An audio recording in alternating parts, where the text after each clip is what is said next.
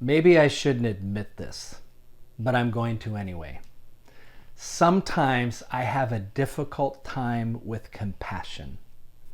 Now, again, I know I shouldn't. I know this is something that I should confess and change in my life, but there are times when I just am not as compassionate as I probably should be.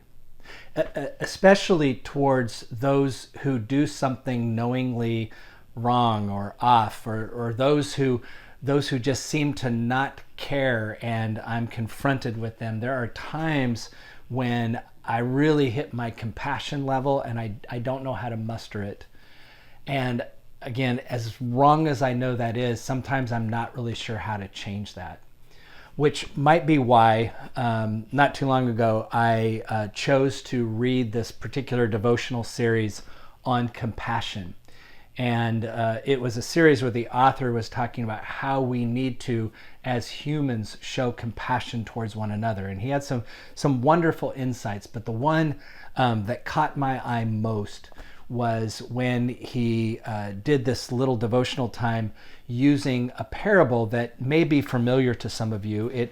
It's found in both Matthew's gospel, but also in Luke's gospel. And he used Matthew's gospel, but I kind of like the detail in Luke's gospel better.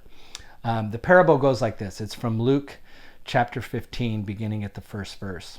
And it starts with Jesus being confronted by some tax collectors. Or when he was confronted, by some Pharisees because he was sitting with tax collectors. So it goes like this. Now all the tax collectors and sinners were coming near to listen to Jesus.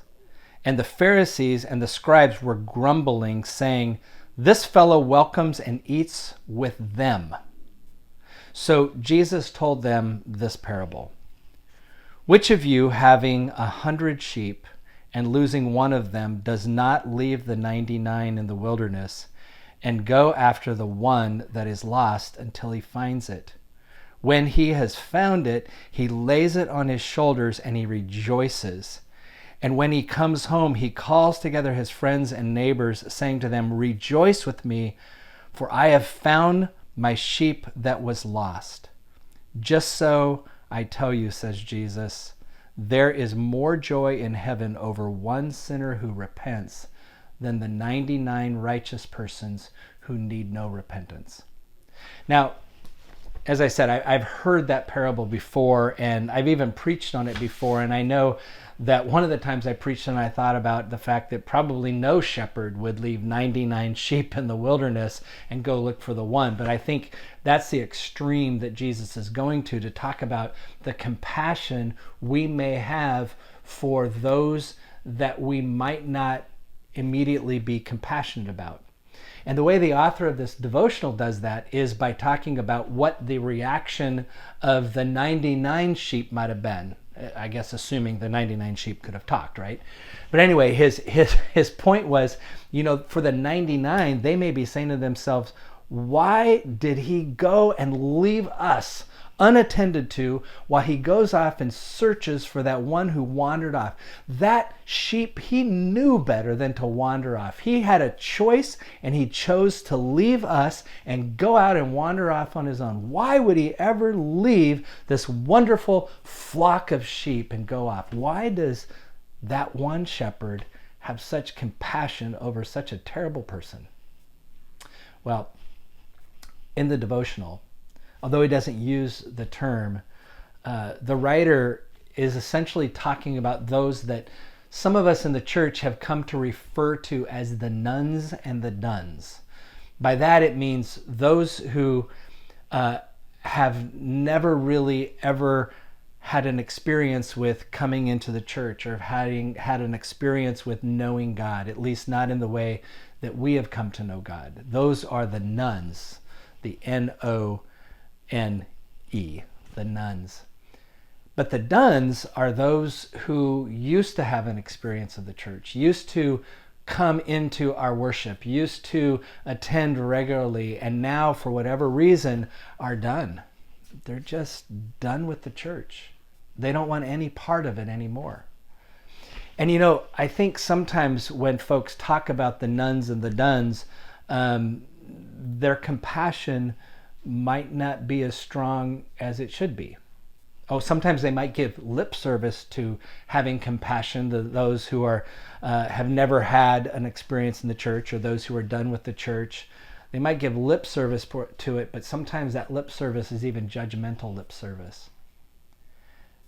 What this author suggests is that in this parable, what we see is a shepherd who is not satisfied with the one who is lost, but is also not there to go and grab him around the throat and drag him back into the flock and say, "What on earth's wrong with you?" The compassion of the shepherd is one who simply goes out, and again, you have to kind of make these sheep be more human-like, right? But goes out and really tries to find out, what is it that made you leave the flock? Why are you uninterested?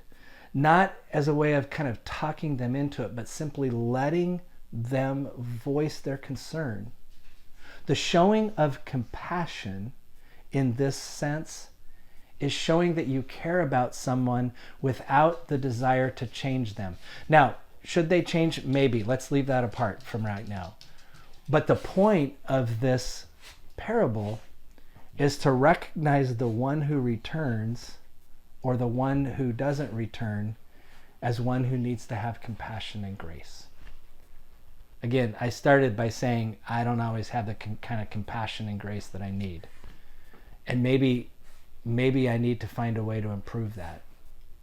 And perhaps I need to reread this parable and recognize how to be that kind of shepherd in that kind of situation.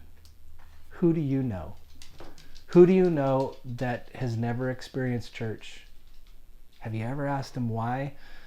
Not to try to get them there, but just to listen to them, just to hear their concern, to hear what they might be searching for. What about someone who has left the church, who has stepped away? Have we ever really listened to what has caused them to feel as if they need to separate themselves from the flock? Maybe it's time for some conversation.